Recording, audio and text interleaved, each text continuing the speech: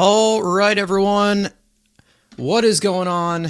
And welcome back to the Mets Weekly Podcast as we are live at this very moment on YouTube and on X to recap the Mets versus Cardinals series along with all of the latest news and rumors going on in New York Mets land. But before we get into that, I want to remind everyone to subscribe to the Mets Weekly YouTube channel for new episodes of our show that are recorded live following every single regular season series. For those of you watching or listening on playback, you want to join the conversation in the future, make sure to turn on those post notifications to know when we go live. Make sure to follow Mets Weekly on X and on TikTok. For our audio listeners, make sure to follow us on all your favorite listening platforms. Do not miss the audio version of new episodes that go up at 9 a.m. the following day. Also, make sure to give us a 5-star review. It would be greatly appreciated, but without further ado, let's get into episode number 195 of our show. And it is just me today, so I'm going to say what I usually say.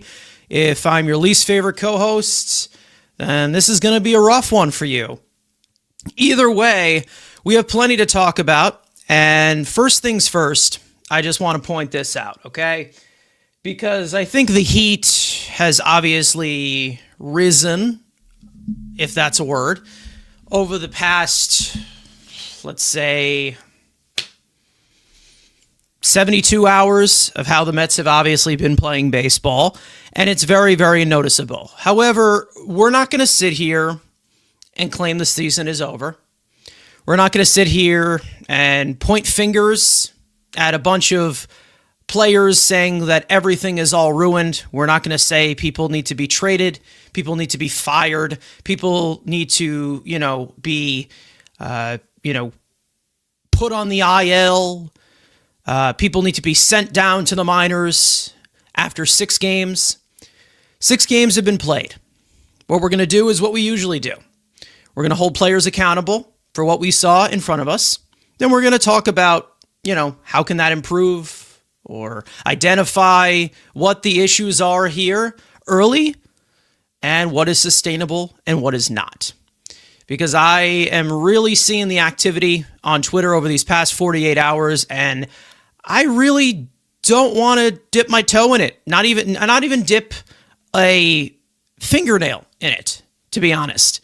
Because it's so nauseating and so on repeat that at this point, I'm so finished with it. I'm going to talk about this from a constructive standpoint, like I usually do. And we're going to continue on breaking down every single thing that went on in this series. What went wrong? What went right? The overall performances individually from everybody and collectively as a unit. Okay? So I'm just giving everybody a warning. So if you guys want to give me conspiracy theories about someone being a problem in the locker room, if you want to give me conspiracy theories about this guy needs to be fired because he's a problem, you want to give me conspiracy theories about everybody else, everybody going into, Citi Field and all the fans that, are not true fans, and you want to go after the president of baseball operations, and you want to give me all of these 6-game sample stats about, this guy is doing better when we left our team, and this guy is doing horrible when he came to our team. We're not doing it. Not going to do it. These sample sizes are way too small to full-on evaluate it, and that's how we are going to continue on throughout this episode.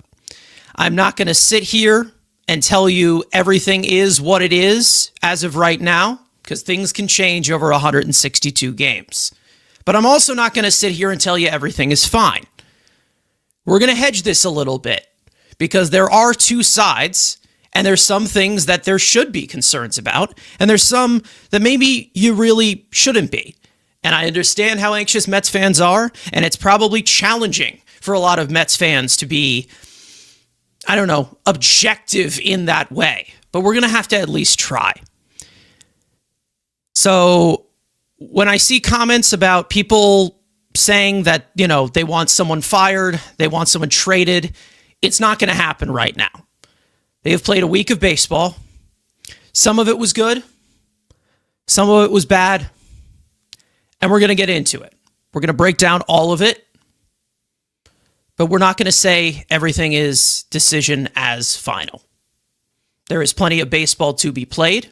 Like I said, 6 games have been played. You've got 156 left.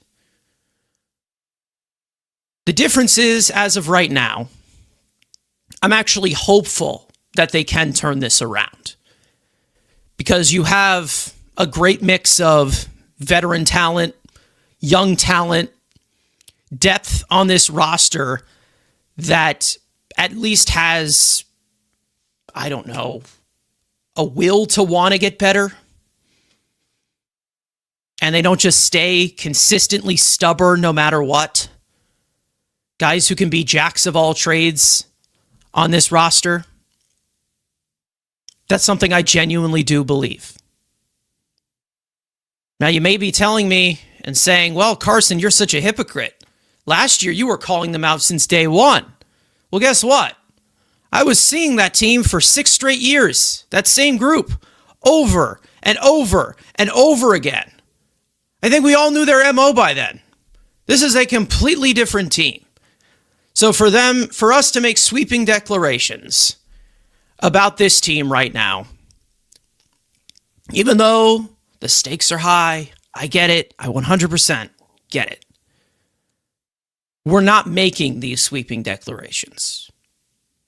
We're going to do it based off of what we saw in these last 6 games, and we're also going to base it off of last season, because we got to talk a little bit about the manager as well.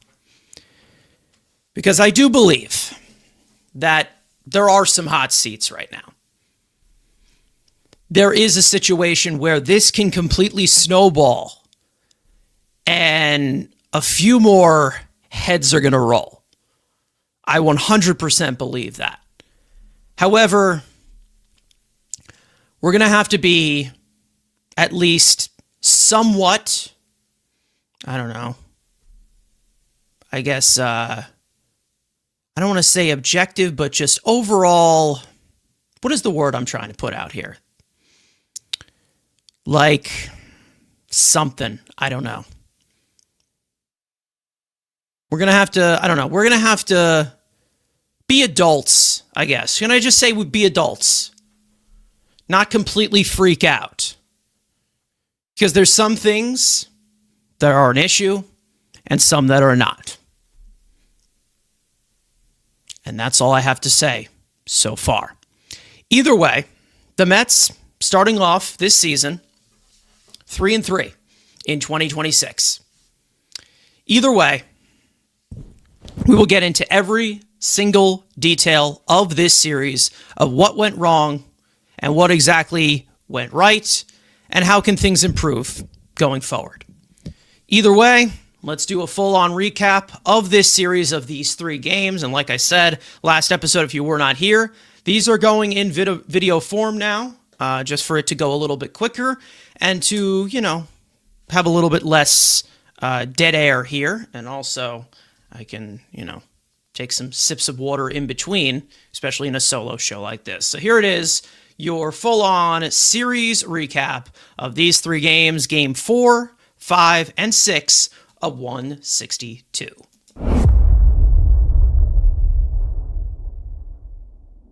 On a lukewarm night in St. Louis, the Mets would open a 3-game set with the Cardinals. New York's offense would get started from the jump. Following a leadoff triple by Francisco Lindor, Bo Bichette would give the Mets an early lead on an RBI groundout, which rookie second baseman J.J. Weatherholt would have trouble grasping, leading him to settle for the out at first as the run would come across. With the lead already in hand, Clay Holmes would make his season debut and struggle a bit in the first after a leadoff walk and an eventual balk to send the runner to third.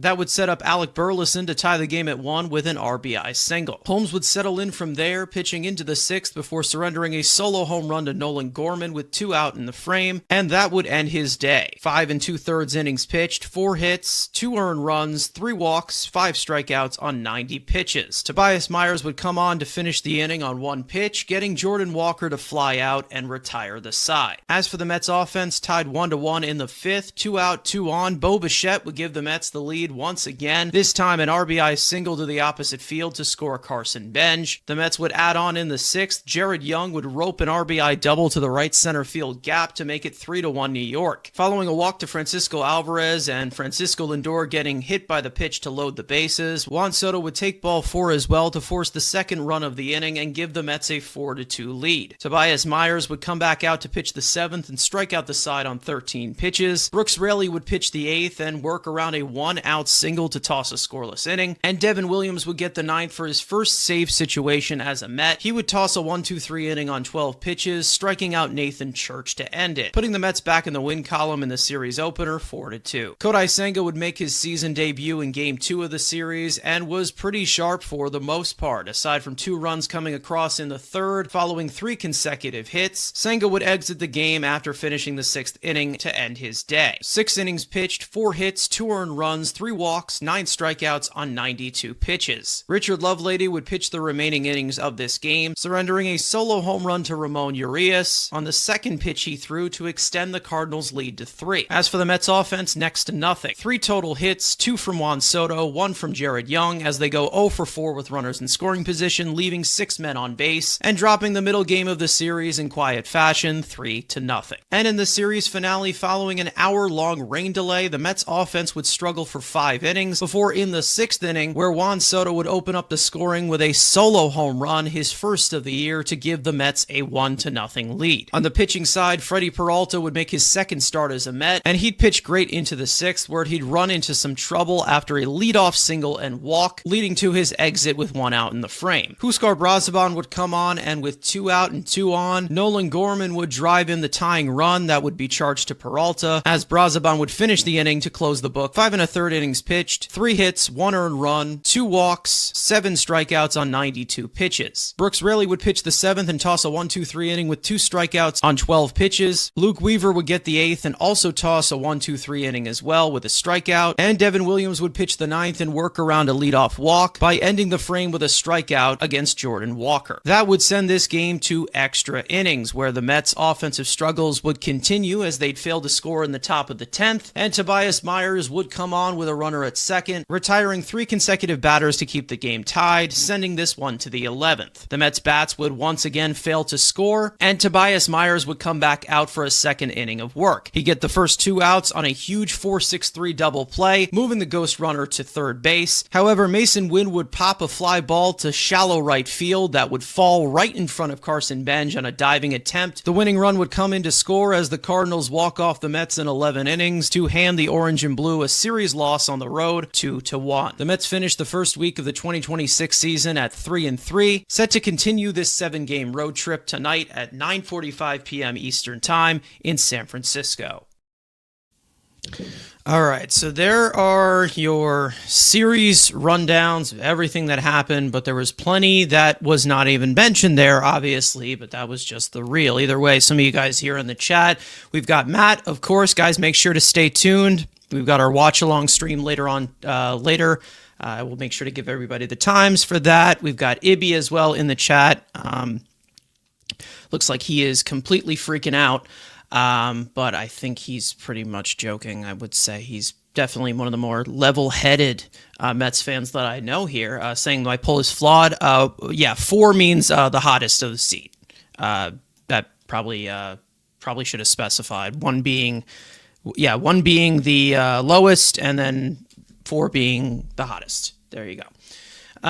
Because there's only 4 options for a YouTube poll, even though. Let's see, some other people in the chat. We've got, we've got Melaza as well. We've got Brandon in the chat, Pantrice. We've got Hornet Gags. We've got some new viewers as well. So if you are new, make sure to hit the like button. Subscribe if you are new. If you're chatting for the first time and you don't want to chat, you'll be all good to join the conversation. But just like Ibby right here, who's saying he's freaking out. Everyone should be freaking out, right? Level-headed is what I was trying to say earlier. Thank you, Matt. Let's try to be level-headed about this. Either way, There are a lot of concerns. We can't say that there aren't, of course. Let's first of all, I want to start off with the positives, because not only are there probably few, but I do think that they do need to be pointed out. The pitching staff. Overall pitching, like just from an entire standpoint, right? From overall, pitching so much more, with so much more conviction than we already have been seeing. And not to mention taking the initiative such as Justin Willard, who has been willing to go out to the mound as much as he has been to make adjustments. And I'm not going to say it's completely perfect, but I really do like seeing what we've got right now in terms of the pitching infrastructure. Now, as for that pitching side, you also have Richard Lovelady, who made the opening day roster, was put into game 2 of this series, and obviously does not belong here. We all know he does not belong here. And I think it's pretty easy to say, from a level-headed standpoint, that at this current moment, it makes sense as to why he is here, but probably nobody in their right mind should be agreeing with it. There's no reason as to why he should have been put in to the games that he had been put in. The Mets were down 2-0 in that game. They should have brought in maybe a mid-leverage reliever. I would have went to be honest, if you wanted to settle for Luis Garcia, I'm fine with that, because Luis Garcia is at least a major league caliber arm. I'm not saying he's great, but the fact that we have seen Richard Lovelady probably I think he's made the most appearances. He's pitched to the most amount of batters out of the Mets bullpen this year. It's astonishing to look at throughout the first week of the season, because we went into this season with a relatively healthy squad. However, we all know that left-handed relievers have a lot of leeway in this game, whether they're good or not, because they pitch with their left hand. And that's the main reason as to why a lot of lefties cycle in and out like relievers and also get these amount of contracts and all of these chances in the majors, when even if they don't pitch well, because you could face left-handed hitters, and you have a lot more left-handed hitters populated in this game in comparison to what you had years ago. The only problem is that, yes, you are trying to rest a bullpen that is in the beginning of the year. And I fully understand them doing that. I fully understand it. However, if there is a need to pitch back-to-back days, and there is a motivation to pitch back-to-back days, the first guy pitching back-to-back days should not be Richard Lovelady, or Dick Lovelady, or whatever we're calling him. It should not be him. And I understand with the whole situation with Devin Williams, especially in the last series against Pittsburgh, where he already, warmed up on opening day because Luis Garcia was struggling, so they had to get him up. And then he pitched in game 2. So that was back-to-back days. And to begin the season, not making him available, that makes sense. That does make sense.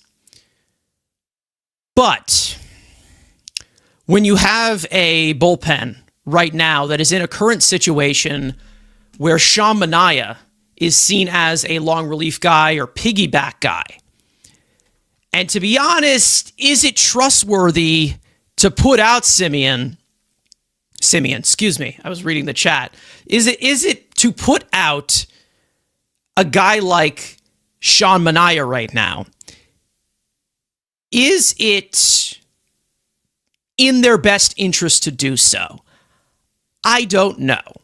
Because right now, I think we're all looking at Richard Lovelady as the worst reliever in this pen, and I think we all can agree that he is. But it also goes to show right now that Sean Manaea kind of taking up a spot in this bullpen, making the money that he is, which is starting pitching money, and not really being as usable as you think is also another problem as to where right now a long relief guy would be considered either Richard Lovelady or Huskar Brazaban, who we already know that in that certain role got ran into the ground last year. So there's a real trickle-down effect right now with this bullpen. And I understand not wanting to use your top guys every single day when you are trying to compete. I get that. I 100% understand that. But you can't contradict it in a way to where, we have Richard Lovelady, we're going to have to use him. We have Luis Garcia, we're going to have to use him as the back half of this bullpen. But you also can't look at it where we have these long relief options that it seems like they don't really trust as much into long relief. Manaea, I know what they want to keep stretched out as a starter. There's overall reps and overall workload that you have to take into account. But when you see Manaea going out there as a bulk guy, velocity doesn't seem to be there, right? Velocity is still, barely touching 90. And it seems like they pulled the plug really, really quick. So, and that was in the finale. Again, I'm not sitting here and saying that Lovelady is here the only one to blame. I think that they've gone to the well a little too much, and I think it's very easy to say that, it's everybody's, fault in the matter because, again, the way that it's always set up. But we are seeing right now guys being completely ran into the ground. But the only savior that cancels this out into why this stays afloat at this current moment is Tobias Myers, who has been exquisite so far, and we all know is a good long reliever. He's been like that throughout his entire career. Right now, Lovelady is looked at as, Mendoza is saying in the chat, the sacrificial lamb. He sucks. We all know he's not good. He's not a good pitcher. I think we all can agree that. Every time he comes out here, we know that he's not getting 3 outs with conviction, or he's going to get it by luck, probably. And when you come to a point where guys are, let's say, out of it, guys are not available in these certain sense, which again, I 100% understand. And this is the one thing that I think a lot of people will shove either Mendoza under the bus or they'll shove, shove these certain pitchers under the bus where they're like, okay, why are you going to this guy? Why are you going to this guy? Well, these guys aren't available. And it all goes hand in hand with who is available, what bullets are available, because again, this is the beginning of the season. This is the beginning of the season, okay?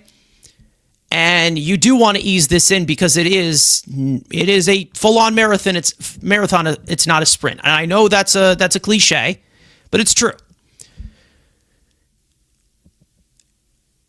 I don't want to sit here and run guys into the ground, obviously. It's all really about that workload. So I understand if they're going to be sitting down guys like Devin Williams for not back-to-back days, or not working Luke Weaver for 3 straight days in a row, or not putting out Rayleigh out there back-to-back days. But it does come to a point of trying to play to win that I think frustrates a lot of Mets fans when they're like, well, you're punting. You're punting this game. Mendoza is back. I see a lot of that. Which, again, in technical terms, yeah, kind of. But there really is not, and I mean really is not, a loose explanation as to why it's happening. And the main reason as to why I say that is because of the overall cause and effect that we see on the Mets bullpen. Because in totality right now with the Mets bullpen, they've been pretty good. Aside from Richard Lovelady, who has not been fantastic, or Luis Garcia, who is pretty much a low leverage arm. Aside from that, it's been pretty good. But you always notice about this every single time. Then when we talk about the Mets during the season, or when we talk about the Mets at the beginning of the season, it's always going to be within the conversation that the bullpen's been fantastic. The bullpen has been remarkable, has been the saving grace of this team. And then we get to June, July, and we're like, okay, what the hell just happened here? We can't put everything together. Well, the pitching was good. The relief pitching was good. Now the hitting is here, but then the pitching is gone. Well, it's because of the team dynamic here. You're putting insane high-pressure situations on this bullpen with the offense doing absolutely nothing. And the usage of this bullpen will likely go down the same waterfall if this continues. The same cliff, same whatever I'm trying to say. The main reason as to why you're seeing arms being rested right now and guys not being available is because of things that we saw last year. The bullpen burning out.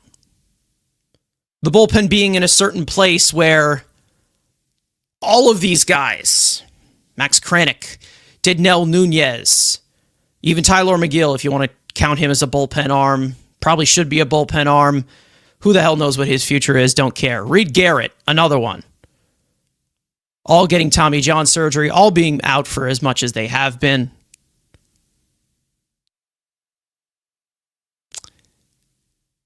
And you have a lot of trusty arms. And there is a possibility for reinforcement, just like they did last year. And I do think that, again, the pitching coach definitely is made a difference, because we have an initiative to make adjustments and a coach that is willing to, coach, be a voice, send a message that is so important. We still see, maybe some of the issues, some of them, but I think that that's just basically by natural selection. Guys like Senga, who we know are going to walk guys. Like, Senga will lose his control at one point. Same thing goes for Clay Holmes. Guys lose the control. But overall, they're pitching a lot more with conviction. And that's what's really, really good about this pitching staff. But when you put them in certain situations where there's a small margin for error, a lot of things are going to slip through the cracks. And as great as Tobias Myers was, what can he do about a, pop up into shallow right field that the right fielder can't contain? Which, again, I ain't going to blame Carson Bench about that. It was almost hit into no man's land. To be honest, if you had the other right fielder we had last year, either if it was, Starling Marte or even Juan Soto, I don't think they get anywhere close to that ball. Basically just landed in the middle of the triangle. First base, second base, and right field. Nothing really you can do about it. It sucks to lose that way in 11 innings, obviously. And that game had everything. It was frustrating to an insane T. And some of you guys were in the live stream when it was happening.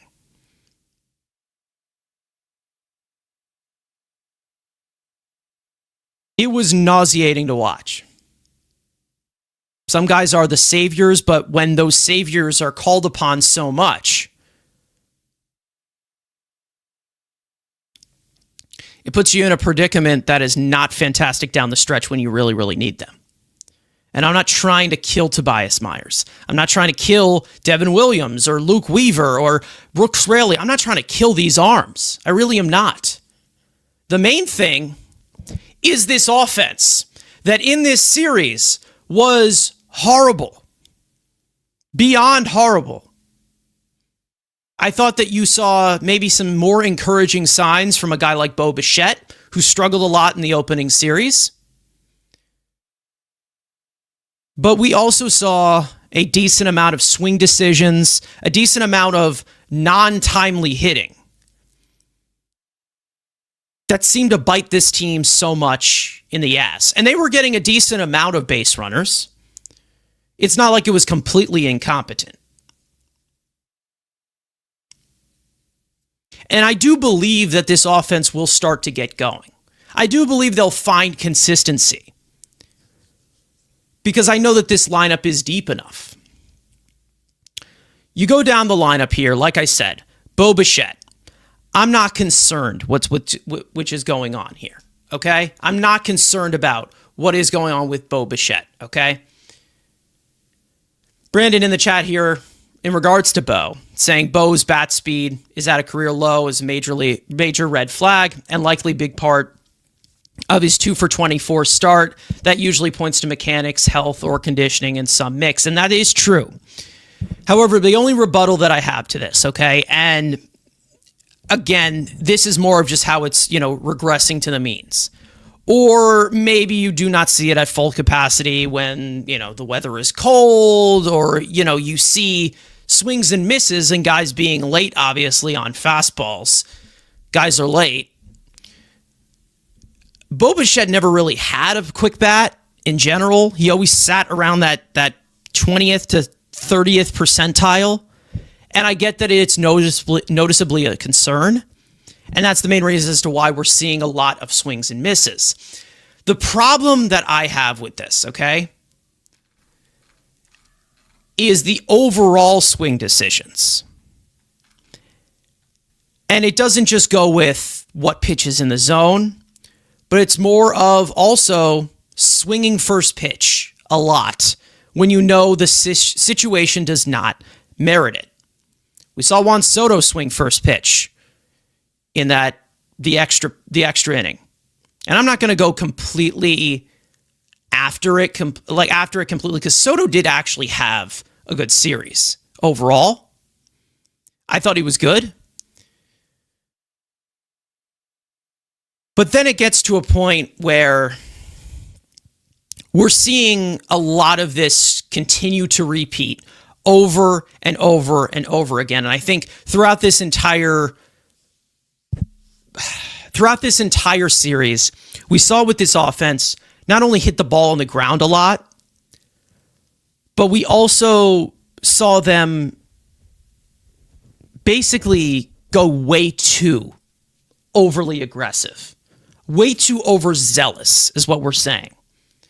It's not necessarily really the chasing, but it's more of just the overall swing decisions in general.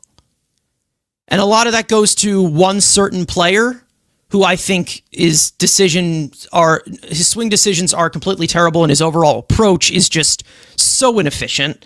And we all know who I'm talking about, but I'm not going to get into that because I feel like that would probably take an entire 45 minutes of this podcast.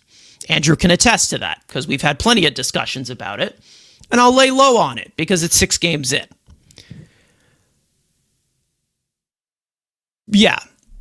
Swinging too much at the first pitch as a team. Listen, I am all for aggressiveness. I'm all for it.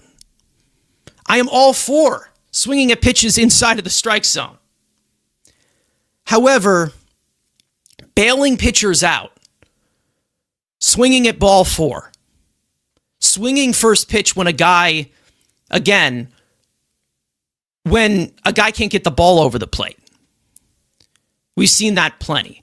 The Mets have drawn a decent amount of walks, even though there's been streaks where They weren't. The Mets were drawing a decent amount of walks, but it never seemed to connect down to the next batter.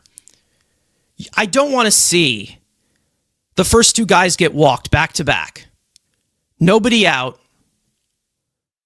2 runners on. The guy can't find the strike zone, and you swing first pitch. I don't care if it's a strike or not. Take a pitch. Make him throw a strike first. Because what does that do?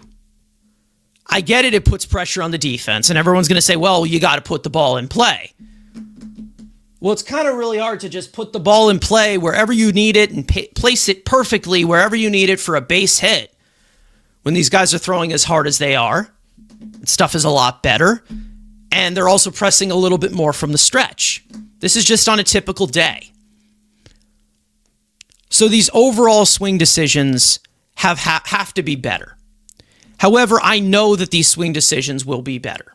I know that they will be, because you have players who are known to not chase. You have players that are known to work the count. You have players that are known to be a pest overall. And I know that that's eventually going to come. And that's what I do like about this lineup. But there also are some little things involved here as well, even from the bottom part of the lineup. Marcus Semien looks lost. I think we can all agree that Marcus Semien looks completely lost. And I advocated for Semien in the offseason. I do still believe that there's something left in that bat. I do. I really do. I really think that he can get going and anchor the bottom of the lineup and help. Maybe similar to what you got from Starling Marte. Similar in that sense. But we all know that Marcus Semien was brought in here for his defense because the previous double play combo up the middle was a nightmare for 5 years.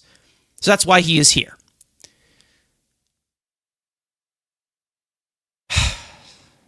Who else can we put out here before we get outside of the offensive conversation? There's plenty you can go to, obviously. I get it.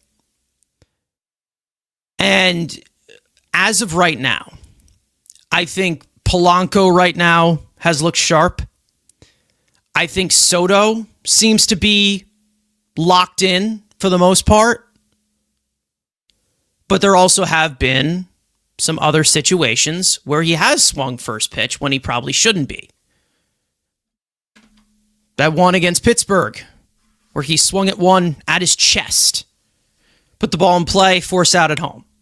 It just seems like the Mets are running into every single situation, no matter what, that ends up with them not scoring. That's pretty much it.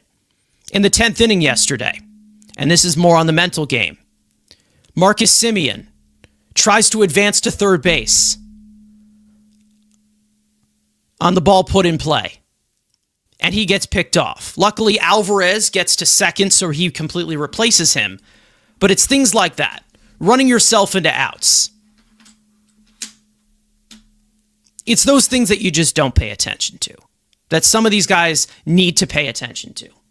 And that's one of the points of emphasis of this team as to where their attention to detail is more routine.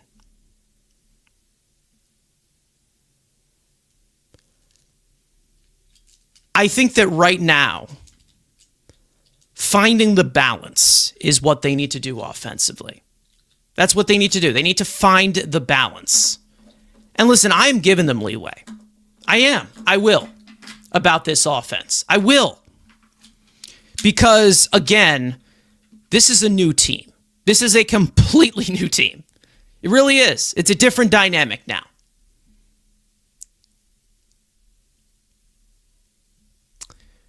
So I'm giving them leeway. However, you need to make sure that this stuff doesn't completely snowball. And that goes into the coaches.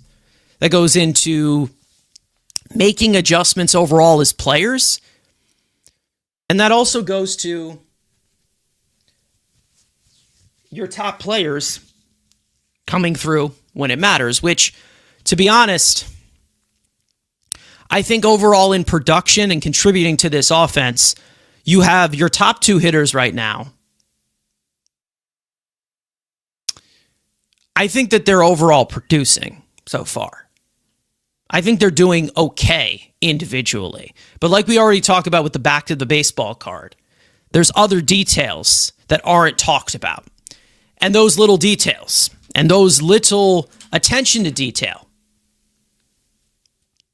they do need to be talked about. So that brings us to yesterday. And that brings us to Francisco Lindor. Francisco Lindor, yesterday, had possibly one of the worst games he has ever had, possibly in a Mets uniform. And it's been rough before for him, but this was possibly to another level.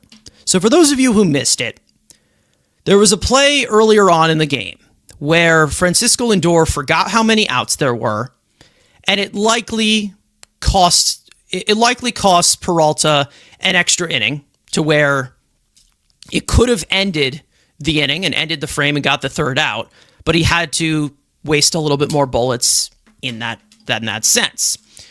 You also had Francisco Lindor adjusting his, hand gear for base running, was not paying attention, and he got completely picked off. Now, why is this a problem? One, that shouldn't happen. Two, right after that, Juan Soto hits a solo home run, which could have been two. Why is that important? Well, how did they lose that game? 2-1. So that game probably still would have been tied if Francisco Lindor did not get picked off. And listen, I know it's a little too different with a pitcher throwing from the stretch, but Juan Soto's a really good hitter. I think we can all agree that he's a good hitter. And he definitely would have been able to hit a 2-run homer there. And that's the main reason. And to be honest, I think Juan Soto possibly got lucky as well. Because when you look at that play back, he wasn't hustling. He was not hustling out of the box. He thought that was gone. And it did end up leaving, but it barely left. So again, it just shows from Francisco Lindor mental mistakes such as that on, both sides of the ball. Base running, defensively. At the plate, I think he's looked good. But then it also looks to Juan Soto, who even on success, in overall comparison to actually being and having big attention, actual attention to detail, Soto wasn't running out of that box. So again, it just shows you it's like this type of example that's being sent, you do not want that to snowball into guys like maybe Carson Bench, who is a rookie, because it shows the other players as the so-called leaders on the team that is okay. And it shouldn't be okay. And I would be in full agreement. That when it comes to,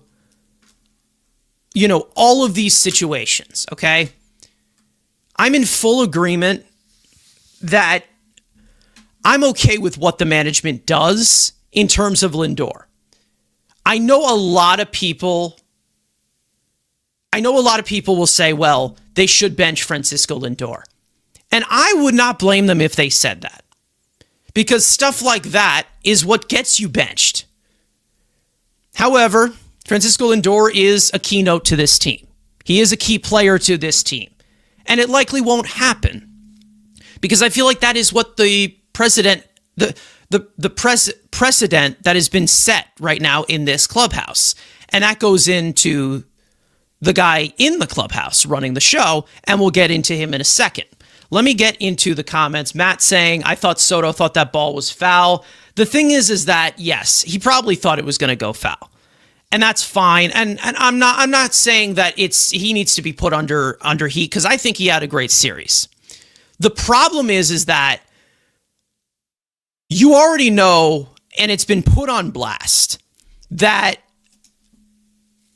Francisco Lindor got picked off and the bases are empty. So it's not like there isn't leeway for you to hustle if that possibly is something that was going down the line, or possibly something that went off the wall. That possibly would have been a single, right? So it's more of just, preparing or doing the little things correctly in case of, something does happen that doesn't leave. If that ball didn't leave. And it did leave. It did leave. And it was fair. But he probably should have been hustling out of the box with something such as the bases being empty. I do agree. And it's all really just about the situation. And I think that there's plenty of situations you can go towards.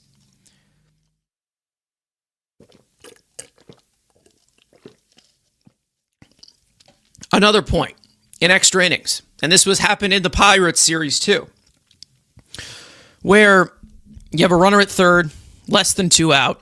You need a fly ball to score a run. You need a fly ball. And of course, the guy who's so trusty to give you a fly ball, Brett Baty, comes up, pounds the ball into the ground, force out at home. Next batter, Marcus Semien flies one to right field. Where was that? Where was that the last batter? Now, obviously, my thoughts about Brett Baty, I've already expressed them. I'm not even going to get into them. To be honest, I'm just going to say, yeah, about right. Pretty much, it's about right. I don't know what to say anymore. The guy can't lift the fucking ball. It's impossible for him to do it. Any non-fastball, he can't lift. And I say that confidently because I've seen over 1,200 plate appearances, in his major league career. And all the adjustments that he's made and all this strides that he's made offensively, I know are bullshit. That's besides the point. Francisco Alvarez, rough day for him too. Yesterday. He missed 2 calls that he should have challenged. Then he challenged a ball inside that he ended up losing. We also had a few more calls after that were inaccurate, that we could not challenge, that were crucial to getting base runners because they lost those challenges. Francisco Alvarez also looks pretty sloppy behind the plate too. I'm not going to lie. It was not pretty whatsoever. The blocking, still an issue. The overall decisions are hesitant. I think his pitch calling has been okay.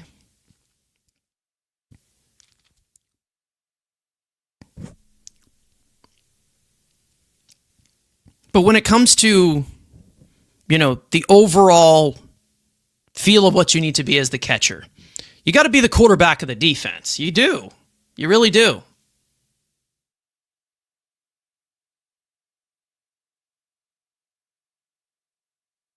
I think overall, defensively, I think the outfield has been its best so far. And we couldn't say that about last year. These guys defensively in the outfield have been great.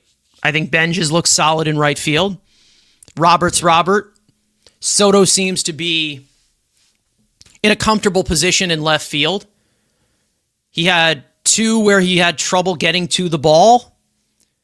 But he's basically Juan Soto, and we know that he is slow to get to the ball because, his range is not the best.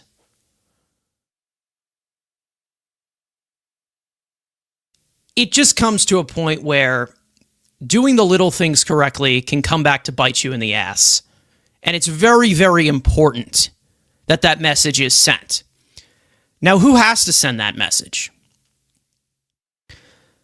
That being Carlos Mendoza. Now listen, I've come on this show many, many times before, and I've said, you know what? Carlos Mendoza, is the manager. He's the leader. However, that means a little bit different in comparison to what we saw maybe 10 years ago. A lot of the decisions that are made are more so with the team officials, possibly the analytics department. The problem that I have with this, and it's more of just a leadership thing, it's very, very noticeable when you see Carlos Mendoza this year. Obviously, the decisions to go to Richard Lovelady or the decisions to pinch hit someone. We had like one thing where they could have pinch hit some guy because, obviously Polanco is dealing with the Achilles injury and, they want to have him DH, but they could have had Brett Beatty play first base instead of him pinch hitting for Vientos as those types of moves. Again, they're things that you don't get, but you do know that there are still options as to where you can adjust things, even if you have Polanco needing to be a DH. That I wholeheartedly understand. But it does come to a point of the leadership in the clubhouse, and like I said, the overall message being sent and the accountability being sent. And that is where I agree that where some people say, well, Lindor should have been benched for that. I would not fault you for that at all. I would not fault you for that. However, do we have a manager that would be willing to do that and willing to say, well, we gotta bench him for that? I don't know. Could it be the team officials above him saying, no, Lindor needs to be in the lineup because obviously he helps us win because he's a great player? Could it be them just saying that? Or could it be Mendoza just not, just not being aware of the situation? And the main reason as to why I say this, okay? It's not because it's 6 games in. Because 6 games in, everybody can overreact the way that they want to overreact. That's fine. Have whatever reaction you want. Don't expect me to tune into all of it because I tend to tune a lot of the April garbage out. But it does come from the overall sample, and it does show in leadership from the outside. And this is what I mean by it. You had last year where they completely collapsed. There didn't seem to be any voice, any leadership. We all knew that there was probably something going on in that clubhouse. We don't know what it was, but we do know that, again, there was something going on. And it doesn't seem like the Mets have someone who can say, hey, knock it off. Let's resolve this before it completely snowballs. And to be honest, with the Mets missing the game, with the Mets continuing to, continuing on with Carlos Mendoza into the next season, into his 3rd season, this is the final year of his contract. Okay? This is the final year of his contract. That's it. So they're going to make a decision on Mendoza this year, whether it comes in May or it comes at the end of the year. Who knows? The problem that I have with this, okay, it has really nothing to do with the privilege that Lindor has as a star player or the privilege that Soto has as a star player. It's about messages being relayed without even words, to be honest. It's the fact that you have Francisco Lindor messing up the way that he had. You had, maybe some things about Juan Soto. We saw some stuff about him not hustling, right? Saw stuff about that. Do we have a manager? Can we trust that we have a manager that would sit here and say, that's not okay? That can't happen again. Do we have that manager who can do so and hold guys accountable, not let things snowball? Well, I'd say that the history tells you that you don't. And listen, I like Carlos Mendoza. I actually really do. I feel like I'm one of the few people that has advocated for Carlos Mendoza being the manager of this team since he was hired. I said that the Mets nailed this hire because there was such perfect timing involved with him having experience in the New York media, being in New York as long as he has, and being brought up in this role as a bench coach. Because, you see players develop, you also see managers develop as well. However, we're in year 3 now. And so far, the resume for Carlos Mendoza as a manager has been 2024, where they got off to a horrific start. You had leaders in the clubhouse that came in late in guys like Jose Iglesias and JD Martinez, who had to rally everyone together, right? They had to rally everyone together, and everything flipped, right? 2025 rolls along. JD Martinez and Jose Iglesias are not there. Things completely snowball. They miss the playoffs by 1 game. And then you get to now, where, again, I'm not trying to say that they're losing because of Carlos Mendoza, because I don't think they are. I think they're losing because they're not scoring any fucking runs. Emphasis on fucking runs. But when you see things snowball the way that you did last year, it's hard to say, well, we're running out of fingers to point here. We really are. Because this team was kind of built around Carlos Mendoza this year. The changes were built around Carlos Mendoza. He was the only major guy that stayed. And yes, he's hired by David Stearns, so Stearns was going to let him, to keep him. The guys that they fired, the coaches that they fired, the guys they get rid of, a majority of them were not brought in by David Stearns. So it made sense for everybody to be on the same page. So I understood why Mendoza was here, why Mendoza stayed, okay? But I'm not going to say that he's completely flawless, because there's been plenty of times where I've questioned him. The problem is that when you have so many, I don't want to say scapegoats, but when you have so many reasons as to why a team isn't performing, you do have to obviously identify the common denominator. And right now, it's Carlos Mendoza. He's the final one here. He is the final one here in the David Stearns era of this team that has remained the same.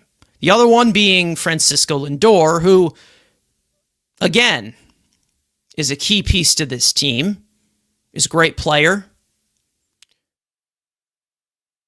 And I don't think that we've reached the bridge to where we're like, well, let's trade Francisco Lindor. I don't think we've gotten there because, to be honest, it's almost impossible to do that when you're 6 games into the season. But also the fact that Carlos Mendoza, should there be more urgency? I believe so. I do believe so.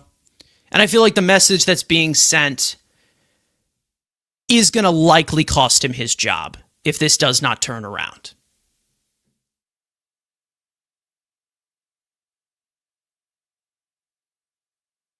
The only problem is that why even stop there, right? Why even stop at just Carlos Mendoza?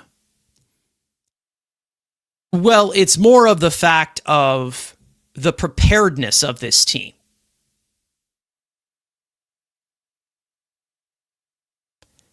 And again, who does that lie on? Could it be coaching? Maybe. But whose coaches are these? Whose actual coaches are these? These are Mendoza's now. These are his coaches. He didn't inherit these coaches. These are his. And maybe it was hired by, David Stearns, that is. But when you're supposedly on the same page as David Stearns is and Mendoza, it goes hand in hand there. So it goes back to the manager. And to be honest, when we do see things like this, for me, it's really, really hard with managers. It really is. Really is. Because again, like I said, they don't really do the job that everyone thinks that they're doing these days. They're more of just a voice. They're more of just a leader in that clubhouse to either keep everyone together, hold guys accountable, and make decisions to put your team in the best position to win. Do I think that it has anything to do with the lineup? I have no idea who's making the lineup. And to be honest, I think that the lineup tweaks that they've been making, the lineup so far, I think they've been okay. I think they've been fine. I know everybody wants to go after, the Jared Young being in the lineup, and he should not be playing as much as he is or being as high in the lineup as he is. But Jared Young has been probably getting some of the best swings out of any of our guys on offense. And to be honest, I like how the lineups are being formed. People are saying that the lineup is out right now, and I'll get into that later on at the end when we're previewing the next series. But there's a lot that goes hand in hand where I think a lot of people think with the managerial situation that they think a lot of it falls on Mendoza, which I don't agree that it does. However, I do think that when you do lead by example, you allow things to snowball the way that possibly they did last year, there is a certain amount of heat as to where you're seeing this team not be as prepared with a completely different team. This is a completely different team, guys. A lot of the key players from last year are not here anymore. So what is the common denominator here? It's Carlos Mendoza. And I'm not calling for the guy's job. Because like I said, I don't even know what the hell the alternative would be. I know a lot of people are talking about Kai Correa, who's the bench coach, and he likely would be the guy to replace Mendoza if Mendoza ends up having an early exit from this organization this season. But do we know if Kai Correa would hold these guys accountable? I don't know. And I can't tell if Mendoza is that guy. I really can't. I think there's been times where he has, but I think the overall consistency of him sitting here and, picking his battles, I think there's been plenty of instances where maybe he did make a difference. Maybe he did talk to these guys or said that he did. We all know about that whole situation with Sean Manaea last year, where Manaea was kind of losing it in the dugout, and Mendoza was kind of trying to collect everything, and he went up to Manaea. And he was taking that initiative in that way. And to be honest, when that game happened, I was actually at that game in Philly, by the way. Fun fact. We also saw, maybe him talking to Soto about, hustling, that whole thing in Fenway Park last year. Mistakes are going to happen. They are going to happen. It's all really just about these things snowballing, and that lies on the manager. And if you do not see these things, if you see these things snowball, Carlos Mendoza, you're out of a job. Because that means that you cannot either control, you can't send a proper message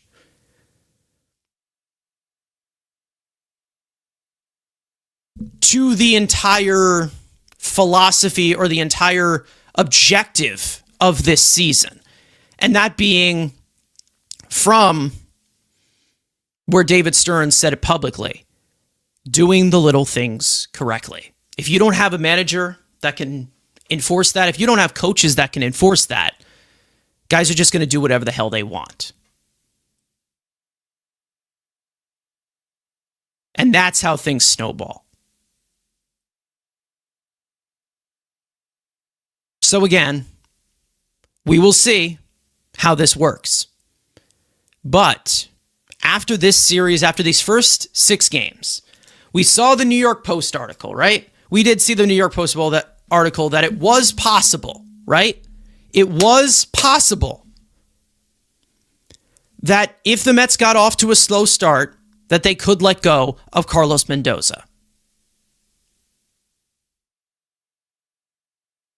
But when it comes to the situation around him right now, I'm not calling for his job right now. I'm calling for him to at least take action to make sure that this does not snowball. Because right now it's looking like, and probably should be labeled as, a Carlos Mendoza ran team. Because last year we saw the same things. Failing to do the little things correctly and it costing the game for this team. Where it wasn't just one game at the end of the season. They weren't playing great baseball. And the fact that you have a completely different team and you're seeing a few of these things pop up automatically at the beginning from the jump,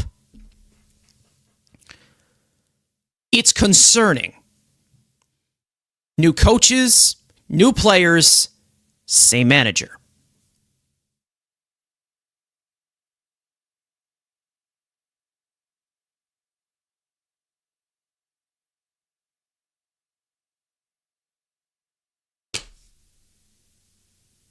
And listen, I already said, I like Carlos Mendoza. I thought he was a good hire. I really did. Even though there has been growing pains, and I don't think he's perfect whatsoever. And there's no way you can agree with 100% of the moves that a manager makes in game. Or 100% of the things that they say. But I do believe that cause and effect is a main example of how things completely how things completely, overflow or how things completely snowball. I am a believer in that, in overall cause and effect. So if a message is not being sent properly in overall leadership, that all of this is okay, Mendoza's gonna be continuing to have his seat warm up.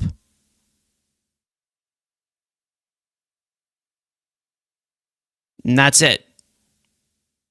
Because I do like Carlos Mendoza. And we all know that, everyone is always to blame. There's always somebody that, the New York media is going to point their finger at, or fans or social media. That doesn't surprise me at all. Because it's not like we're going to find a new manager that everyone likes.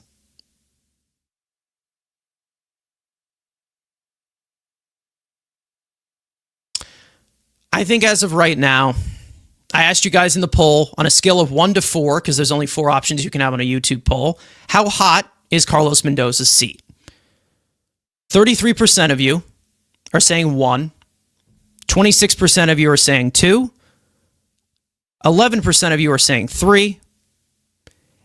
And 30% of you are saying 4. So there's a decent balance there, I'd say. There's a decent balance.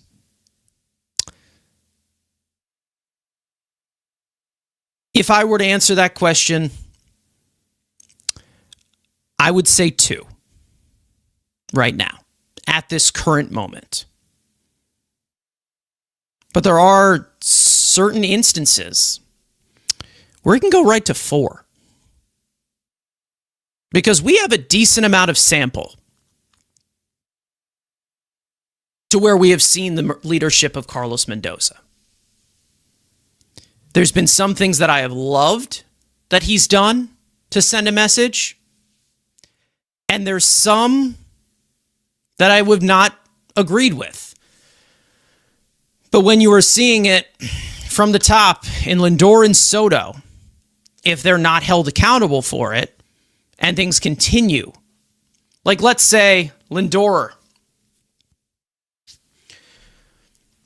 has, let's say Lindor does exactly what he did in last game again.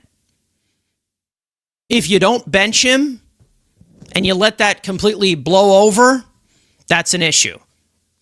I'm good with them benching him after that, which I'm sure they're not going to, right? He's in the lineup. I have not checked the lineup, but I'm sure he is.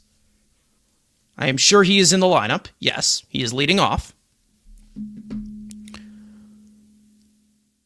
I agree that you should, I agree. If they were to bench him, I am 100% in line with that because I understand. I understand that why they did it. It's all about things completely blowing over. And then listen, I'm not going to sit here and say that we need to put out here, and I'm sure some people are saying it right now in the chat. I'm barely even looking at it. I apologize if I'm not paying attention to anything in the chat right now. I'm just saying what needs to be said because there's a lot of thoughts right now, I feel like, that are exploding throughout these 6 games. I'm not going to say that Francisco Lindor, again, I've already said I'm not going to subscribe to Francisco Lindor is the problem. Francisco Lindor is an issue in the clubhouse, and nobody likes him, and him and Soto don't like each other. Like, I don't give a flying flamingo shit about that. I don't care. I genuinely do not care.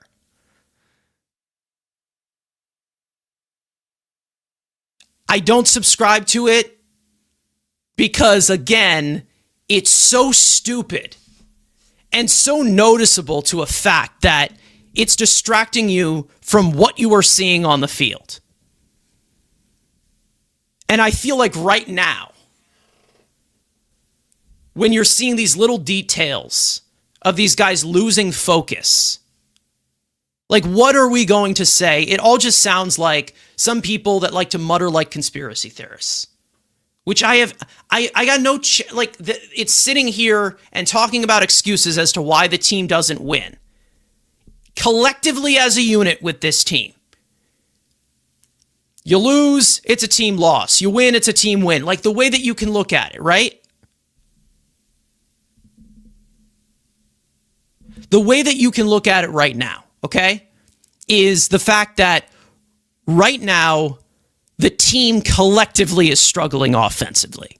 Collectively is. And you're relying, obviously, on your main guys to come through. Obviously.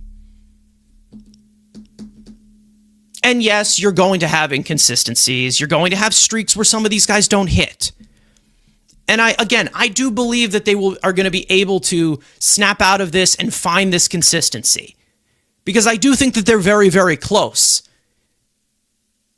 More of it has to do with them constantly shooting themselves in the foot. The swinging first pitch, the swing decisions, things like that. I'm not going to sit here and say that this stuff about Lindor, about the club, I'm not going to sit here and try to preach forever that he's not the problem. And he's the cancer in that locker. I'm not going to sit here and try to plead Lindor's case because I don't need to. I don't need to. Because I personally think he does it all by himself. And what I mean by that is, after the game, he was interviewed. He said straight up, I messed up. That's on me. Peralta should have had another inning there. I forgot about how many outs there were.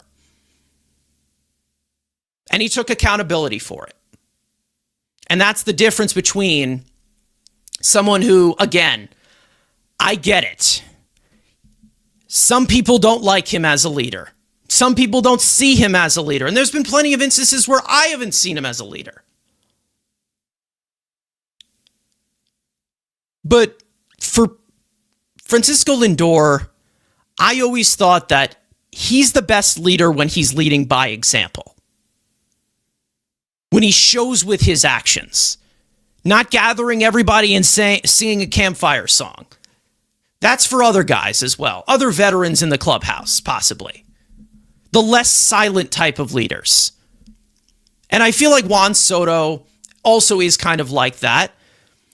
And I think that that's a little bit more of the reason as to why maybe it counteracts a little bit. Maybe you're like, oh, well, these guys don't mend well. Maybe it's because either they're two completely different people, but also they're kind of the same leaders, if that makes sense.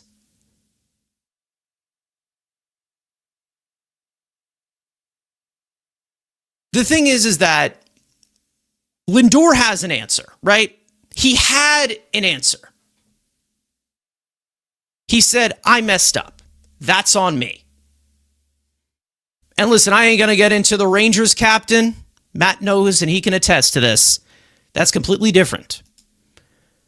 Real leaders take accountability. Real leaders make sure that doesn't happen again. But if it does happen again, then we're going to be having a different conversation. Because that finale, that series finale, Francisco Lindor was the reason why they lost that game. I think we all can agree. But I'm not going to speak completely into absolutes here. Because that is always something as to where Mets Twitter completely goes to. And even though, again, it's a cesspool, and I advise everyone to turn your phone off sometimes. Don't pay attention to it.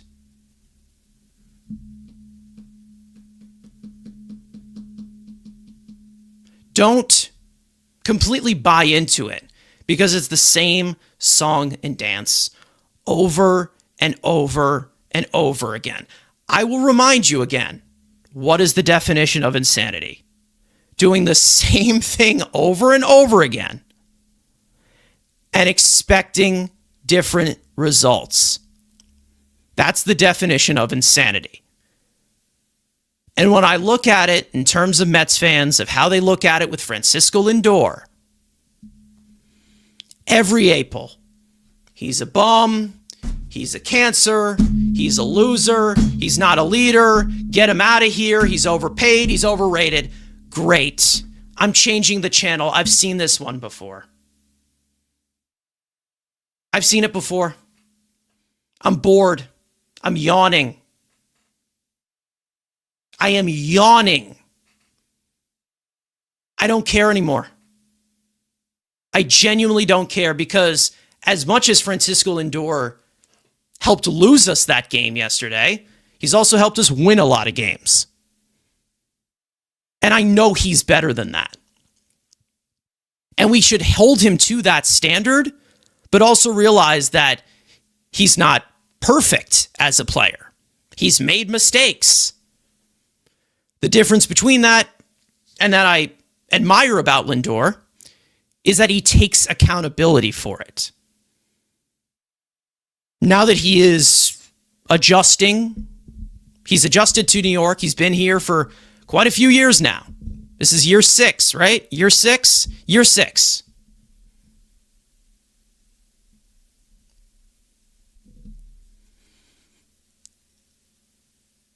I think that he shows that he's a leader in certain ways. But there's different aspects of a leader that maybe he's just not strong with. You know? Maybe he's just not. And that's the main reason as to why.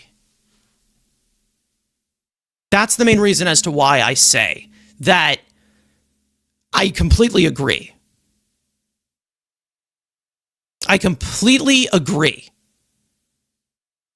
as to why there shouldn't be a captain in this clubhouse. it should come naturally. I agree. Because usually the best labels are the ones that are not even given out, that go without saying. And I feel like that fits Francisco Lindor the best. I do. I believe it. That's not me saying he's perfect. That's not me saying it wasn't his fault, because it was his fault why we lost that game. It was on him, 100%. And to be honest, he does deserve shit for that game. I was going after him on Twitter. I asked everyone on Twitter, I said, did he down like fucking six bottles of, what was it? I don't know what the tweet was. Did he down like 6 bottles of liquor before this game? Because he did not look. He looked completely out of sorts. That game is on him. And maybe we'll see him set the tone. Like Matt is saying here in the chat, let me pull it up. I hope Lindor sets the tone tonight, hits a leadoff home run, take accountability, and then put a step in the right direction. Exactly. And I feel like that's happened a lot. That has happened a lot. I feel like, again, when you see a lot of criticism towards him, he goes back and he performs for you. I agree. I do agree. I'm seeing some compliments to me saying that I'm very honest and everything. And so thank you to everybody that's saying that. Seeing a lot of people. Thank you all, everybody, for that support. I'm just giving it straightforward here. Because, again, you can look to anyone to completely overreact and tell you that, Francisco Lindor is the problem. I feel like we have 6 years of that material now.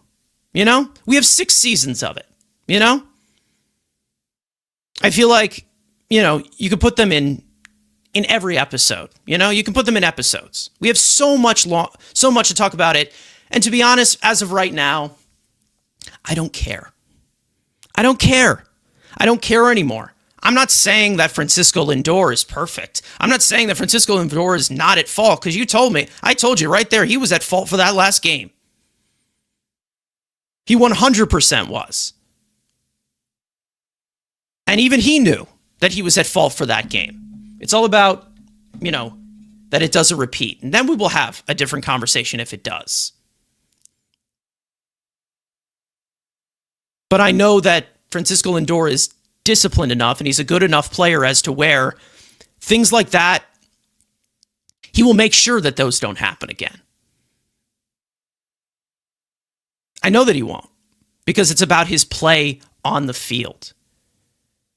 But obviously, with them losing the game the way that they did, it will all snowball, with how much this team has failed. Well, this is a political thing, and it's his fault we lost, and shut the fuck up.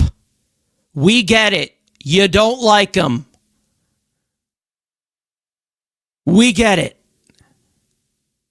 I don't care. I just don't care anymore. He's on the team. He's getting paid by the team. He's a star in this game. When he retires, he's going to be a first ballot Hall of Famer. So if you want to keep yapping all the way up to his Hall of Fame ceremony in 15 years? Please do. But it's not like he, is completely flawless. He's a great player.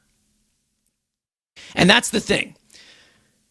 I could point out the hypocrisy constantly of the standards that either go on with Francisco Lindor or go on with all of these certain players, but they're not standard for everybody else on the same level. I could point it out. But why would I do that until I'm red in the face? Why? Because it's not like the people right now, 6 years into his Mets tenure, are going to change their mind. If you're a Mets fan right now, you have your mind set on Francisco Lindor. You already know. Let's just play baseball games already. Enough with the off-the-field crap. Stop trying to make a story out of other stories, even with things that will put you in propaganda to look and show Lindor as a great guy and not the problem. Enough already. John Heyman today put out an article. All that stuff about Nimmo and Lindor are not true. Lindor said that he loves Brandon Nimmo. I don't care if you love Brandon Nimmo. I don't care. I don't care if you hate Brandon Nimmo. Let's play baseball, please. Please play baseball. That's all I care about. But for some reason, everything needs to be a story. Everyone needs to be microscopically focused on over and over and over again. And it's the constant insanity that drives me nuts. We do this conversation every single year. Every year. Nobody gets tired of it? No one.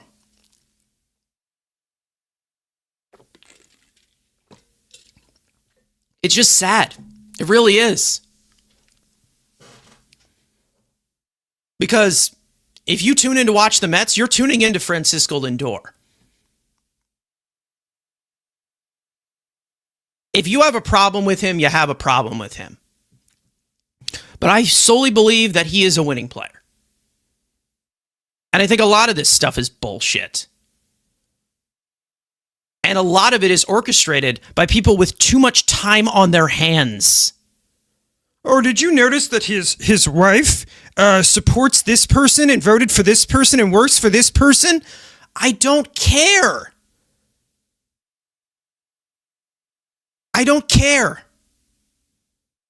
For what reason do we care? Why is this so important? And I get it, people get invested into it. They get invested into these players. Just like I don't care. And again, I can't believe I'm saying this. I don't care who a player voted for. I don't care. Just play baseball games. Don't make it a distraction. I don't care. This is what I mean. It's like, and this is why we made completely fun of it. For those of you who actually watched our watch-along streams, we have an entire song because of that. Mocking everyone who went after him. A song for Brooks Raley about him being an American patriot. And how he stands for the flag and everything. We made jokes about that because we're so tired of it. If you guys haven't caught that song yet, it's on our TikTok. We have a clip of it.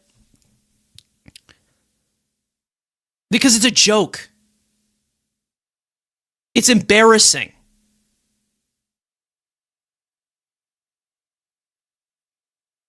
It's ridiculous. Left-handed patriot. That's what it's called.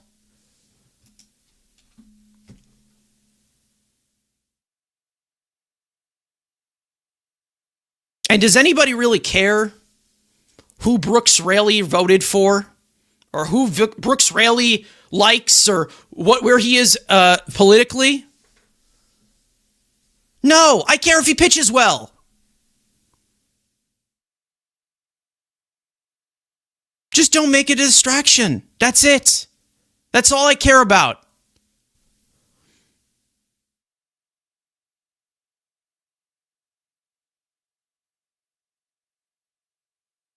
I just don't know how that completely gets influenced constantly. I don't have that gene. I just don't. I don't. People who can spend millions and millions and millions of hours on Instagram or TikTok or Twitter talking about, oh, this guy voted for this guy. I need to hate him now. You don't need to know them personally. You will always see me talk about them as players on the field, how it affects the team. I don't care who they voted for, what their political beliefs are. I don't care because I don't know them personally. I'm not going to go up to them every single day and have a conversation with them. I don't need to know them personally. I want to know them as baseball players. If you allow things like that to dictate your sports viewing experience, you're beyond a lost cause. You really are. And this is live streamed to Twitter right now. Everyone knows that's my stance there. You'll never see me go after it the way that some people do. Oh no, this guy has this color in the back of the, oh no. And you know that I don't point things out like that or care, nor care about it in returns to players, because I'm not even mentioning, not even mentioning the sides that are divided now. Because I don't care to. You know why? Because it's a baseball show. It's a Mets show. And it has nothing to do with it. Nothing. And it already was confirmed. Like I said, John Heyman put out the article about how Nimmo and Lindor via Mike Francesa, who said they didn't, or they clashed politically. That's why Nimmo is gone. Lindor said no. There you go. Even though this shouldn't get any attention, and we should just talk about what's going on in the field. Whatever. I don't know. Maybe I'm the bad guy for not putting that out and not saying, oh, I don't want this type of stuff being dictated and completely thrown into the players' faces for no reason. It's just one of those things where, again, I already said I'm not going to subscribe to it, and I feel like I've already talked a little too much about it at this point. But everybody has made their opinion at this point. It's not like I can just change somebody's mind here. It's either you agree or you disagree. If you don't agree with somebody politically, and that's the reason why you hate them, go ahead and hate them. I don't care. But that is not going to be ever a device that I use to go against or for a player, or go against or for a player for an argument or a debate. That's never going to happen. So for anybody that wants to say and blame Lindor, and I see plenty of comments like this every single day, either in my chat or anybody else's chat, talking about that sort of thing, you're insane. I want you to know that you're insane. And that has nearly nothing to do with it. Nothing. I'm not saying that it doesn't exist. I'm not saying that there aren't, those problems shouldn't be addressed. I'm not saying that I don't have a political opinion either. But to me, it doesn't belong here. What belongs here is the New York Mets, baseball, what's happening on the field. And that's how I will always present my argument, present my show. Because overall, it's a bunch of bullshit. Either way, let's move on, of course, and recap this entire series, wrap it all up the best way we know how with studs and duds. There's plenty of stuff that obviously I don't even know if I got into, to be honest, or I covered, because I feel like at this point we blacked out there for a second. But as for with the studs and duds for this series, I think that there's plenty that we can point out. So I'm not going to go specifically just one guy. First things first. I was talking a little bit about this on Twitter, saying that as a bat, as a bench bat, as an overall profile, I actually do like Jared Young. I do like Jared Young. Do I believe he should be an everyday player? Absolutely not. Do I believe that he belongs on an MLB roster that is competing for a World Series? Absolutely not. But I do think that you can get a decent amount of hits from him. I do think that he can hit. I also think something that flies under the radar is that he is a good first baseman defensively. And to be honest, I'm not sure if this is the correct guy that I'm going to, and I will make sure to check. But in terms of Jared Young, he can run a little bit. 60th percentile in sprint speed. Like he ain't a tortoise. He ain't a tortoise. I can tell you that right now.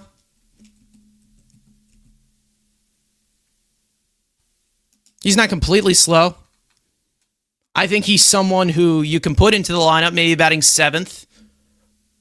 I'm not opposed to that. Do I think that he would be overstepped by a guy like, Tommy Pham, if they were to bring him up? Yes. But I do think he was a solid find by this team. Does that mean that he's my favorite player in the world? No. But he hits the ball hard. He's actually walked, I think, twice already in the 2 starts he's had. So I thought he was a stud of this series. I thought he swung the bat pretty well. That doesn't mean I'm putting my stamp on it saying, well, he's my everyday DH right now. He's gonna chest up to Kyle Schwarber in the home run derby. Not saying that. But I do think he was a good find. And to be honest, I'm not opposed to having him play once every 6 games, once every 5 games, or if an injury is needed. I think he's a good defensive first baseman. Playing him in the outfield, I don't know about that. I think he's a good defensive first baseman, though.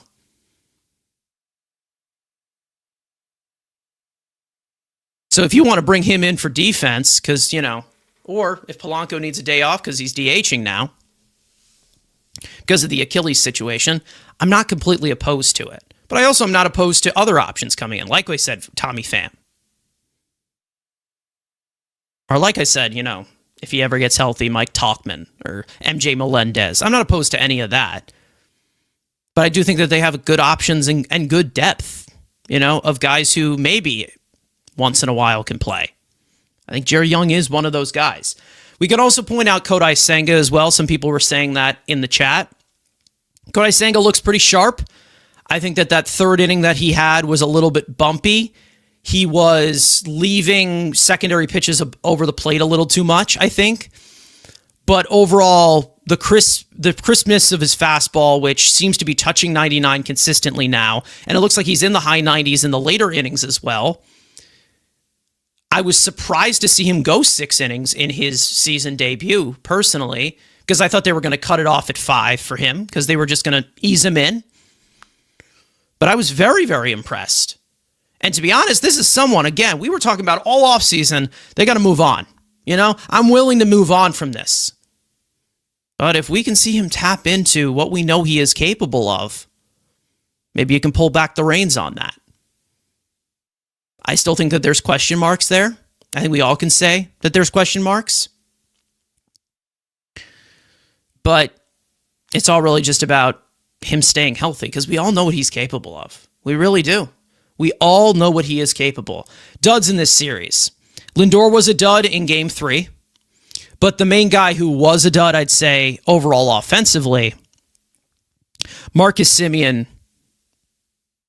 a disaster. I mean, just non-competitive ABs. He may have drew a walk once in this series, but we are seeing a lot of whiffs out of the zone, a lot of chases, a lot of popping up. It doesn't look great for Semien. I'm not going to sit here and give up and say that he needs to be completely cut, which, again, he's not going to be cut. I know what the situation is with Simeon. I really do like Simeon. I always liked him. Like I always say, my dad's a big A's fan. You know, I watched him as an A. I thought he was a great player. I do think that there are some promising things right now that you're seeing with Simeon in the overall contact he's making, but I think that the consistent contact has not been there yet. A lot of chasing in this series. I think eventually you'll start to see the bat at least contribute somewhat. But if not, if Francisco Alvarez continues to hit, you can just switch those two. Simeon can bat ninth because you have a left-right lineup right now. Simeon's slowest bat speed in the league. I don't think he has the slowest, but he does have a slow bat speed. He is in the 5th percentile right now in bat speed, which, again, he never really has been that high of bat speed. I think the highest it's ever been in his career is like 19th percentile, if I'm saying that correctly. Let me see. Bat speed, yeah. 13th percentile was his highest in 2023, which was his MVP year. So again, it's declining. We know it is. But I do think that there is going to be maybe a little bit of positive regression with his bat. Because I do still think that he's hitting the ball relatively hard. But we do need to see a little bit of a balance out where he is destroying more pitches. And again, it has not been great. It really has not looked good. And to be honest, I'm not expecting him to be what he was. Really not. Really, really not. Other duds in this series. I'm going to keep this short and sweet. Good old Brett Beatty.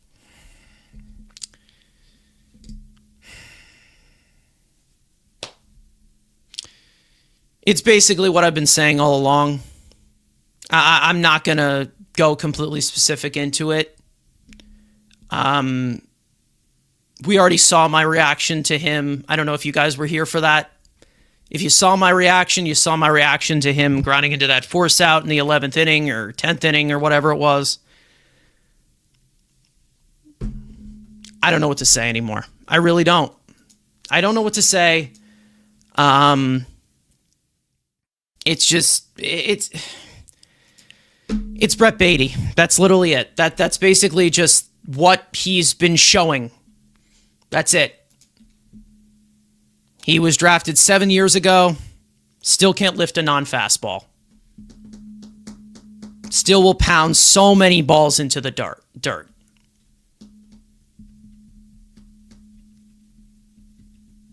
Swing decisions. Not pulling pullable pitches. Taking pullable pitches to the opposite field. Taking middle to the opposite field. Taking outside pitches and pulling them. Just erratic bat path. It's the same stuff. I'm done talking about it. I really am. I'm really done. I've had it. Okay.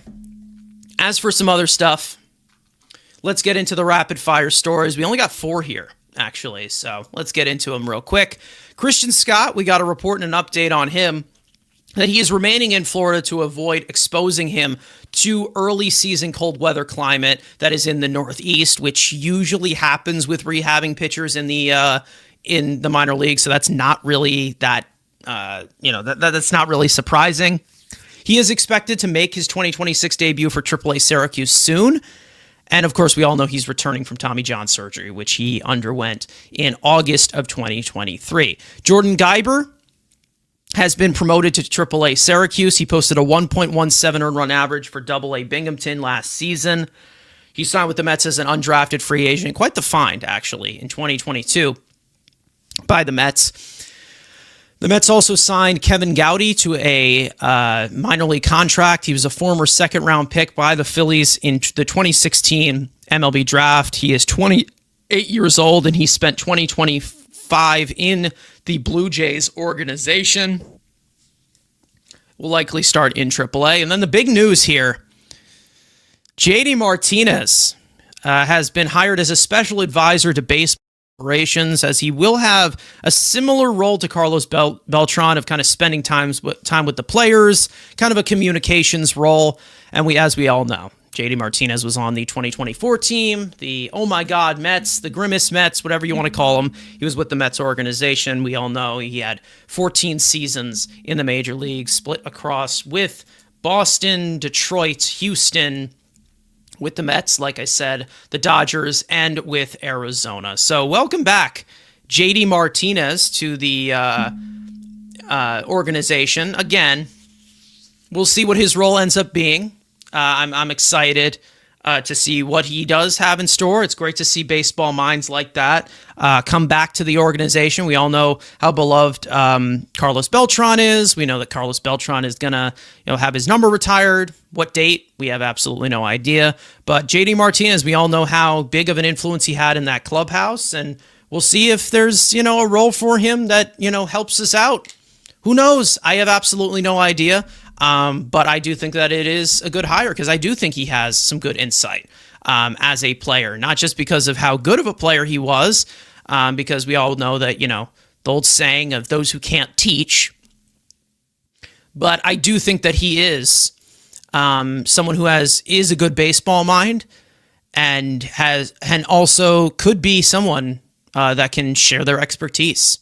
So I'm excited to see what he can do for this organization. Definitely.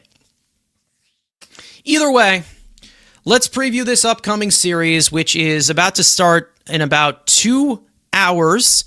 We have, of course, the Mets versus Giants, a 4-game set coming up as the Mets look to shake off this 3-3 start, losing a series in St. Louis.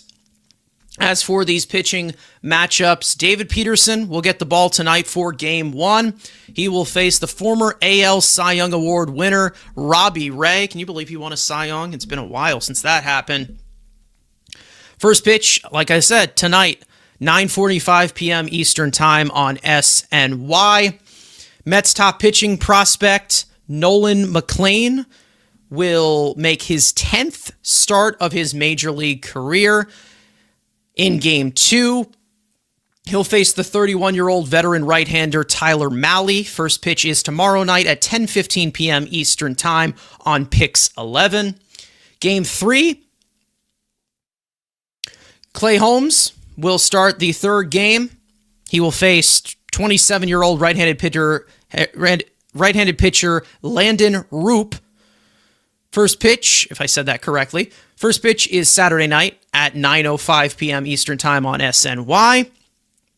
And the series finale will go to Kodai Senga, as he will face the iron right hand of Logan Webb. First pitch is Sunday afternoon at 4:05 p.m. Eastern Time on SNY. So late night games, obviously. And we all know that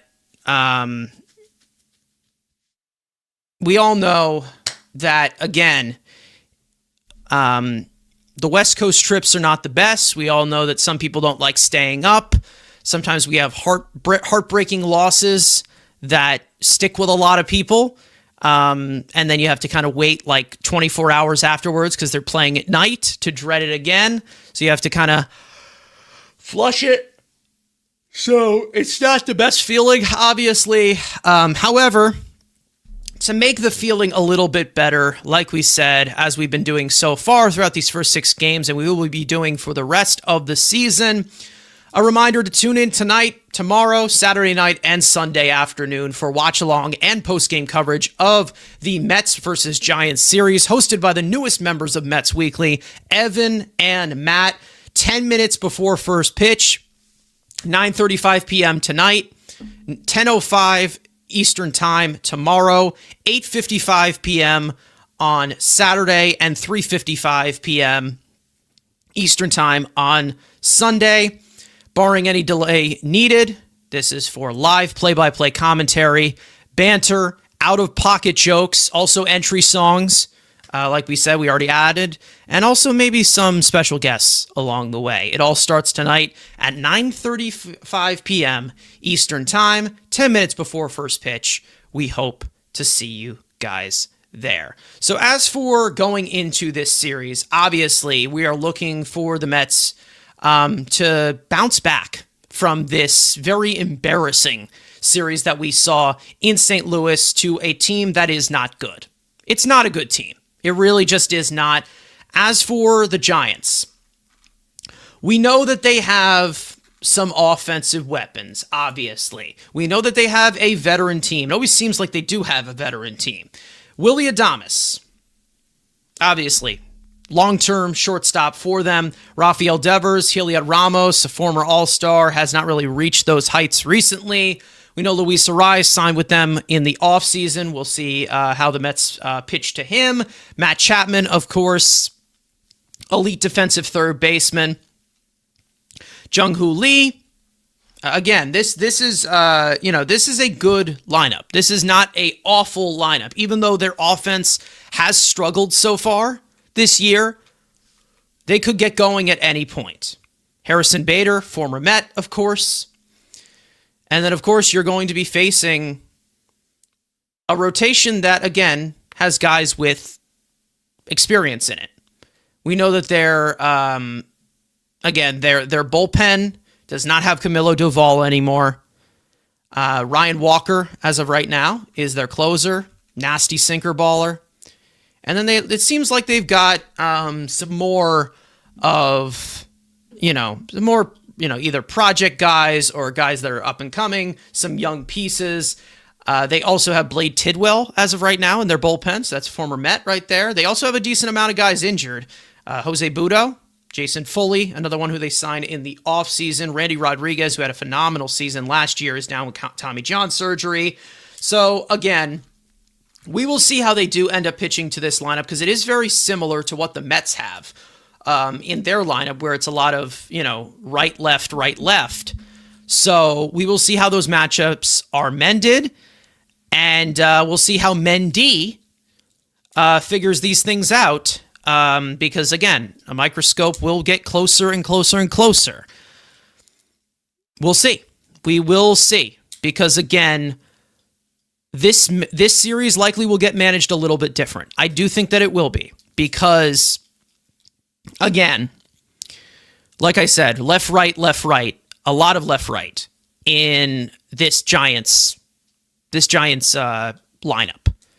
We haven't really been facing any completely balanced left-right lineup yet.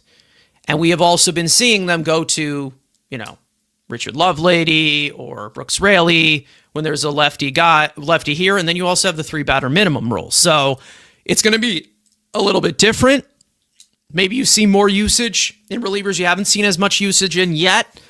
I'm interested to see where they kind of mended here because, again, this is a 4-game set. So maybe you'll see a little bit more workload from some of these guys. David Peterson, we will see if he can, we'll see if he can add on to a solid start he had already against the Pittsburgh Pirates, which he walked a little bit of a tightrope there, but he was still solid enough, made pitches to induce the ground balls that he gets. And we'll see. We will see how this one does. Let's hope that they play a little bit better, because a lot of us are going to be spending 3 straight days late at night.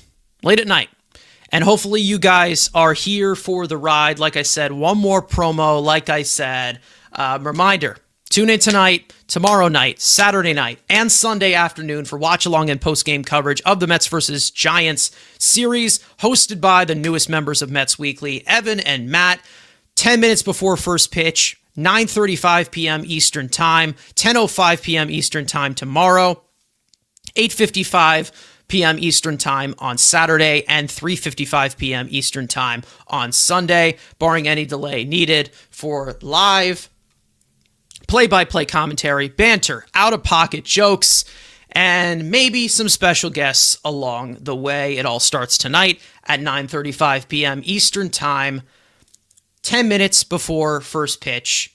Hope to see you guys there. All right. So, as this show completely winds down to the 2-hour mark, we've got a few things left for the closing Yap session, but I'm not going to go completely crazy.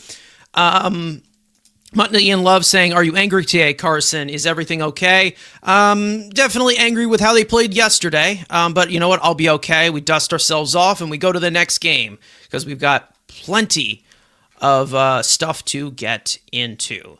Some other stuff. Let's see if there's anything in the chat. Blast Radius saying, I say put Vientos at first base for the week, see how he responds. I mean, he is going to get, he's definitely going to get a decent amount of ABs in this series because they have, I think, 4 left-handers in this bullpen. And then they also have Robbie Ray, who they're facing tonight. So he's definitely going to face a decent amount of guys. He did get a double, I think, in that, he did get a double. I think it was the last game of the series yesterday. So we'll see. We'll see what happens there, but we all know that Vientos has got a hit to give you value. We all know.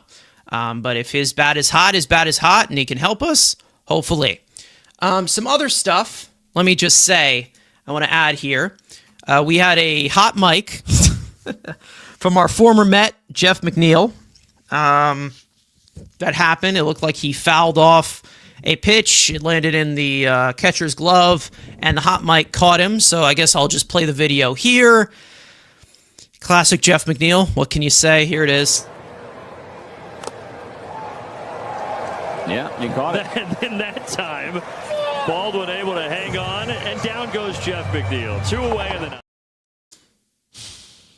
Yep, there it is. There's the Jeff McNeil we all know, and some people love forever. Yeah, I'm glad that's done. Let's just say that. And speaking of things that I'm glad that are done and completely declining into nowhere, we also saw if you want to say name redacted, but I'll say his name. Trevor Bauer has signed with the Long Island Ducks. So for any of you Mets fans that wanted him or wanted his autograph as a Mets fan, and you live in Long Island, you can get his autograph there. And you can say hi to him. So he's back in America. He was pitching in Japan. He was one of the worst pitchers in Japan, actually. But that's a downfall that I'm kind of enjoying because I think we can all agree that Trevor Bauer is kind of an asshole. All right, let's all just say that he is. But that is fantastic to see him in the Long Island Ducks. And if we have my co-host Frank, who does live near that Long Island Ducks stadium. He loves his Long Island Ducks. It is kind of funny. If Frank is watching, it is funny that Trevor Bauer lands with the Long Island Ducks before a guy like Michael Conforto, which is kind of funny because he's still on a MLB roster. And it's not like Michael Conforto isn't aiming himself towards that because he has not been great. But that's pretty funny. I don't know how the mighty have fallen, shall we say? But you know what? He'll get to vlog as much as he wants. Let's just say that. Matt's saying I live about 15 minutes from the ballpark as well. All right, so everybody get your pictures in. And I'm sure that he has plenty of fans. I know that a lot of people like him. He's very likable. Nobody finds him annoying at all. So, yeah. Typical McNeil, yeah, pretty much. My dad's an A's fan, like I've already said. And I sent him that video earlier. I said, there's Jeff McNeil. There's the Jeff McNeil you're getting. Enjoy. And, yeah. So, and for those of you who are a little bit concerned about Simeon, which again is very noticeable because Simeon has not been good. The guy that he's actually replacing, not the guy in Texas, the guy that he's actually replacing has been even worse. So if you want to talk about small samples, there you go. He's been just as bad in 6 games. Either way, I think we are going to end it here. Let's see if there's anything else. No, I don't think there is anything else. Either way, we are going to end it here. Like I said, watch along stream that will be starting at 9:35 p.m. tonight for live commentary, which will be by Matt, who's in the chat, saying see you guys for the watch along. We'll also have post-game coverage for that. It is going to be late night, so plenty of jokes are going to be had. And it likely will be the 4 of us, I believe. Me, Andrew, Evan, and Matt. All of us, I think, for a majority of the innings for all 4 of these games. There's going to be plenty of it. So either way, make sure to stay tuned for that, which is, less than 2 hours from now. But other than that, we're going to end it off here. Guys, rough first week here in Mets land, but there is plenty left to go. And we will assess it when we need to assess it. Either way, thank you guys so much for watching. We hope you guys enjoyed the conversation. If you want to join the conversation in the future, you're watching or you're listening on playback, you want to join the conversation, make sure to subscribe to the Mets Weekly YouTube channel. Turn on those post notifications to know when we go live. Make sure to follow Mets Weekly on X and on TikTok. Follow all of us individually. And finally, let's go Mets. And we will see you guys later tonight for Mets Giants.